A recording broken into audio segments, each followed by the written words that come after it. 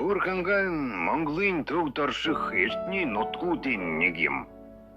1300-д хар хором хот нь Монголын эзэнт гүрний нийслэл болж лам нарын төв болсон. Мөн олон сүм, хийд, хөшөө дурсгал, бус шалдурн нутгийн түүхийг гэрчилнэ.